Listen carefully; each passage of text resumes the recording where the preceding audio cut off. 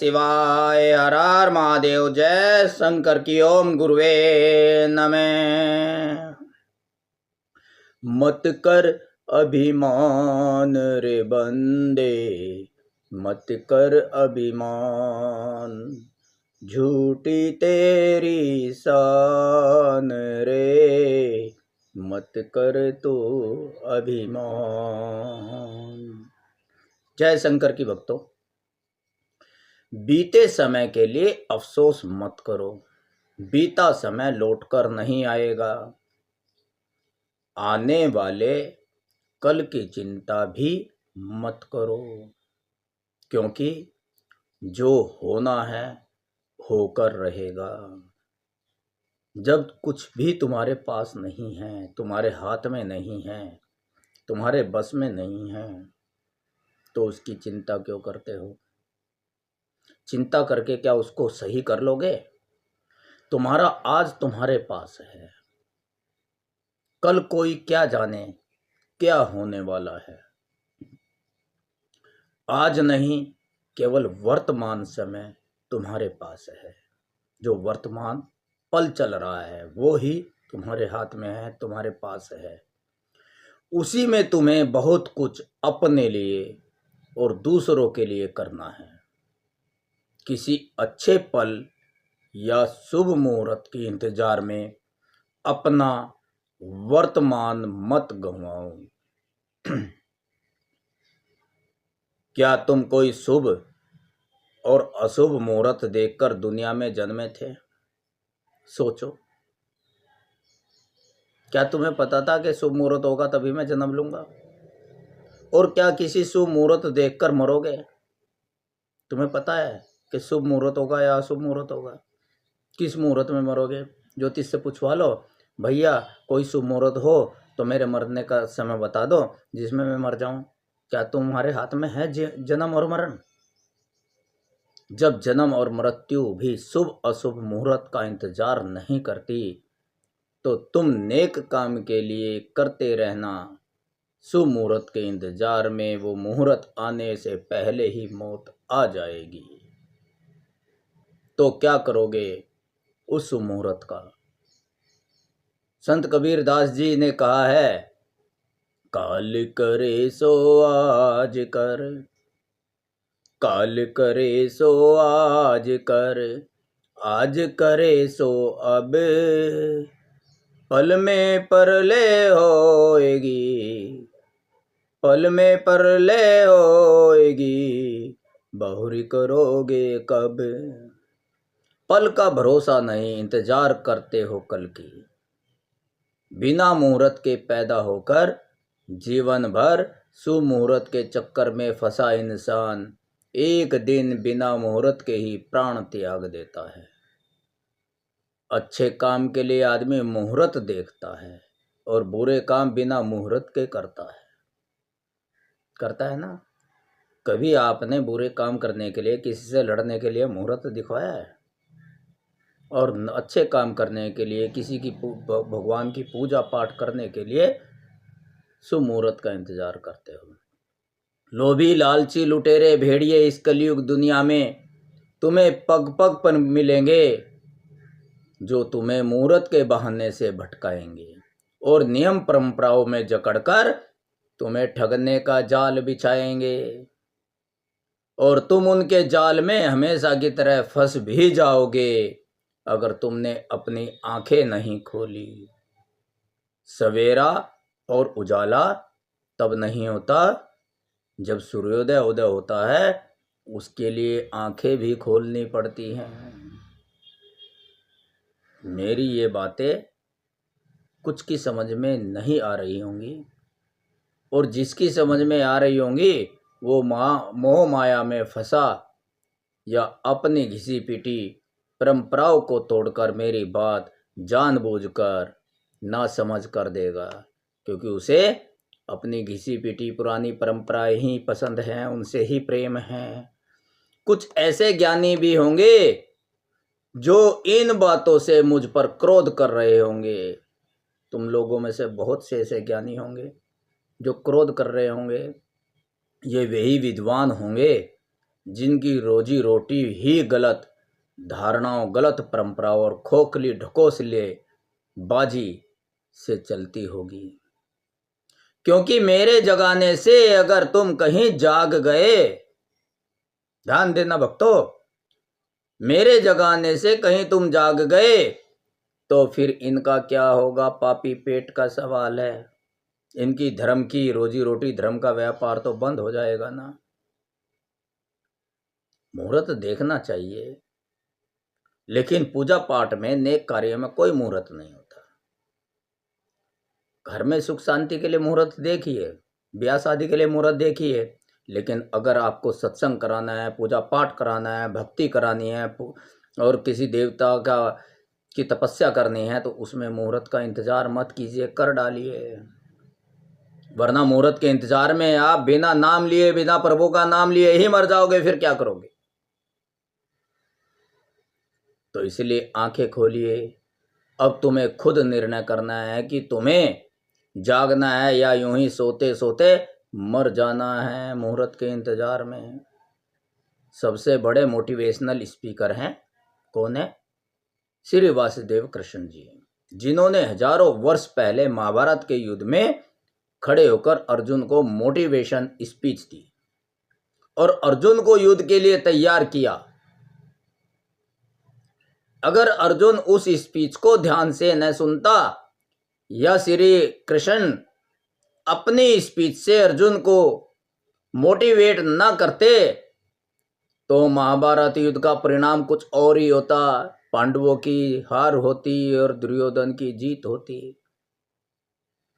श्री कृष्ण जी की वह स्पीच पवित्र गीता है जो आज भी प्रत्येक मनुष्य, प्रत्येक व्यक्ति, प्रत्येक प्राणी के जीवन से संबंध रखती है। आज भी नई सी लगती है वो, कि जैसे आज ही कही हो, आज के युग के अनुसार कही गई हो। आज भी हर व्यक्ति के जीवन में वह सटीक बैठती है। पर हमारे आजकल के कुछ कथा उपदेशकों और धर्म प्रचारक अनुभावों, महानुभावों में वह जन समुदायों के सामने गीता जी की बातों का अर्थ अपने स्वार्थ सिद्धि के लिए गलत प्रचारित करके उन्हें भटका दिया है। कथावाचक, धर्म प्रचारक, भाषा टीका करने वाले उस गीता जी के उपदेश, पवित्र गीता जी के उपदेश को, श्री कृष्ण जी की वाणी को अपने अर्थ के अनुसार ढालकर, गलत तर्क देकर हम सबको भटका दिया है। सभी वर्ण जाति जन्म प्रधान नहीं, कर्म प्रधान है। श्री मद भगवत गीता के एक श्लोक में आता है, चौथे अध्याय का 13वां श्लोक है, चातुर्वर्ण्य मया सृष्टम गुण कर्मा विभोगस्य। चारों वर्ण कर्म प्रधान है, यानी कि गुण स्वभाव से। तस्य कर्तारमपि मां विद्य कर्तारम्यम्। अर्थात पवित्र गीता के चौथे अध्याय के 13वें श्लोक में श्री कृष्ण जी कह रहे हैं कि गुण कर्म स्वभाव के अनुसार चारों वर्णों की रचना मैंने की है, यानी कि ईश्वर ने की है, जो आपके जन्म से आधारित नहीं हैं, आपके गुण कर्म और स्वभाव से आधारित हैं। इसका यही अर्थ है कि अगर एक ब्राह्मण शूद्र वाले काम कर रहा है वो शूद्र कहलाएगा, और अगर एक शूद्र के गुण कर्म स्वभाव ब्राह्मण जैसे हैं तो वह ब्राह्मण कहलाएगा। कर्म प्रधान है, जन्म प्रधान नहीं। और हर एक व्यक्ति जन्म से शूद्र होता है। अपने गुण कर्म स्वभाव और अपनी शिक्षा के अनुसार वो कहीं ना कहीं जाकर ब्राह्मण, क्षत्रिय, वैश्य बनता है। जब परिंदे बूढ़े हो जाते हैं तो अपने भोजन का इंतजाम नहीं कर पाते तो नौजवान परिंदे उनकी जिम्मेदारी अपने सर लेते हैं। और उनके खाने पीने का इंतजाम करते हैं। ये हमारी तरह उन्हें बोझ नहीं समझते, उन्हें छोड़कर नहीं जाते। इसलिए प्रकृति बहुत कुछ सिखाती है हमें। देखो, जो कभी किसी विद्यालय में नहीं गए, संस्कृति नहीं पढ़ी, जिन्होंने सभ्यता नहीं पढ़ी, किसी ने सिखाया नहीं, कोई गुरु नहीं है, वो परिंदे भी ऐसा है, परिंदों के भोजन का इंतजाम करते हैं। उन्हें भूखा नहीं मरने देते, उनकी जिम्मेदारी अपने सर लेते हैं और उनके खाने का इंतजाम करते हैं। ये हमारी तरह उन्हें बोझ नहीं समझते, उन्हें छोड़कर नहीं जाते। ये परिंदे ना कभी स्कूल जाते हैं और ना कोई तालीम लेते हैं, फिर भी ये हमसे ज़्यादा संस्कारी लगते हैं। ये यह भी दावा नहीं करते कि बूढ़ा परिंदा हमारा कुछ लगता भी है या नहीं, उसने हमारे लिए कुछ किया भी है या नहीं। ये परिंदे हैं बस बिना किसी लोभ लालच के, परंपरागत देखा देखी जिस जिम्मेदारी को पूरी ईमानदारी के साथ निभाते हैं, वो जिम्मेदारी हम मानव शरीरधारी को भी निभानी चाहिए। इसलिए याद रखो, जो तुम दिखाओगे वही आने वाली पीढ़ी करेगी।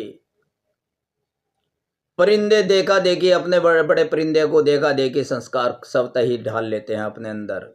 तो इसलिए जो तुम दिखाओगे वही आने वाली पीढ़ी करेगी। जो सिखाना चाहते हो उसे बताकर या समझाकर नहीं, उसे खुद करके और दिखाकर सिखाओ। भक्तों, अब तुम यह समझ गए होगे कि जो तुम अभी कर रहे हो वो किसी और के लिए नहीं कर रहे हो, खुद अपने लिए इबारत तैयार कर रहे हो, बिल्डिंग तैयार कर रहे हो। जैसा तुम दूसरों के साथ करोगे वैसा ही आने वाला कल तुम्हारे साथ करने को खड़ा हो जाएगा। समय दोबारा उसी चाल को दोहराएगा, उसी काम को दोहराएगा जो आपने किया है, जो आपने बीज बोया है, उसी का ही पौधा समय उगाकर और फल के रूप में देगा। अब अच्छे कर्म करने हैं या बुरे कर्म करने हैं, ये निर्णय आपके हाथ है। आज अगर तुम्हारा वक्त बुरा है तो लोगों को हंसने दो उनके जैसे मत बनो, हंसने दो। हंस रहे हैं तो हंसने दो, चलो उन्हें मस्ती करने दो। कल जब तुम अपनी कहानी सुनाओगे, यानी कि अपनी सफलता की कहानी सुनाओगे, अगर उनकी तरफ ध्यान दोगे तो अटक जाओगे, सफल नहीं हो पाओगे।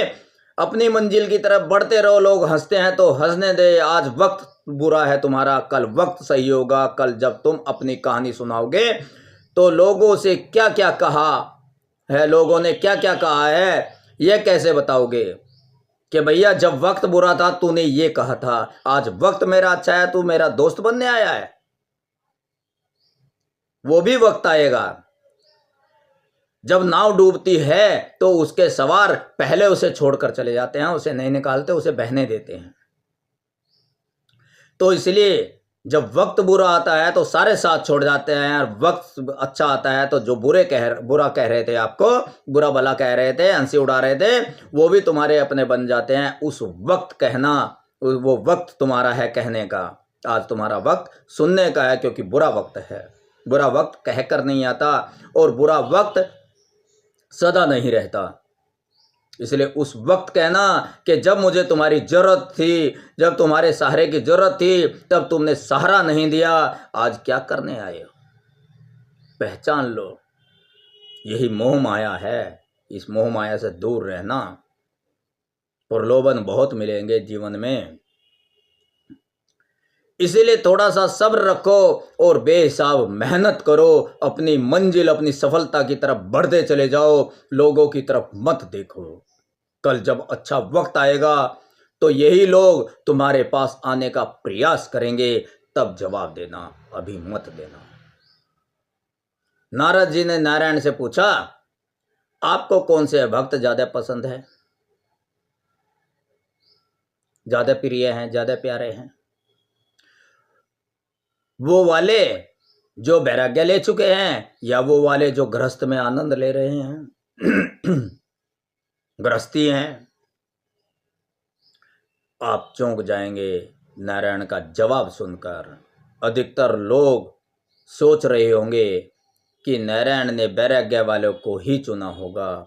नारायण का जवाब था, गृहस्थ वाले लोग, गृहस्थ वाले भगत मुझे ज़्यादा प्रिय हैं, ज़्यादा पसंद हैं। नारद जी पूछ बैठे, बोले, वो वैराग्य लेने वाले जिन्होंने सब कुछ छोड़कर वैराग्य ले लिया, जंगल में चले गए, तपस्या कर रहे हैं सालों साल बैठकर, आपको वो नहीं गृहस्थ भगत पसंद है? ऐसा क्यों महाराज? नारायण का जवाब सुनिए। एक जगह बैठकर, जो नारायण ने कहा एक जगह बैठकर वैराग्य लेना, समाधि लेना, सारे जितने ये भी दुनियादारी की चीजें हैं, ये झंझट है, इनसे पूरी तरह से हटकर और मेरा नाम लेना बड़ा आसान है। ना किसी बच्चे को पालना है, ना घर की जिम्मेदारी लेनी है, ना संसार की जिम्मेदारी लेनी है, ना दुनियादारी निभानी है। इन सब से झंझटों से मुक्त होकर उसके पास बचा ही क्या है? खाली समय।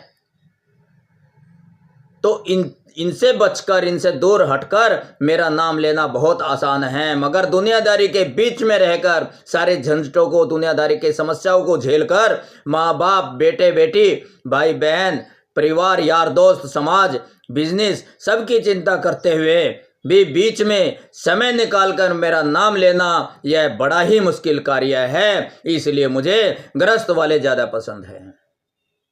तो जो जिम्मेदारी से भागता है वही वैराग्य लेता है। सच्चा भक्त तो गृहस्थ में रहते हुए भी भगवान का सुमिरन करता रहता है, दिल से सुमिरन करते हैं। भजले मन हरि का प्यारा नाम है। ओम नमो भगवते वासुदेवाय, ओम नमो भगवते वासुदेवाय। आज के सत्संग को यहीं विराम देते हैं। आपका जीवन सदा आनंद से परिपूर्ण रहे। भगवान की कृपा आपके जीवन में सदा बनी रहे। आपके ऊपर भगवान की कृपा, भगवान का आशीर्वाद सदा बना रहे। आपके परिवार में सुख शांति वैभव सदा बना रहे। इन्हीं दुआओं के साथ ओम नमः शिवाय, हर हर महादेव, जय शंकर की। ओम गुरुवे नमः।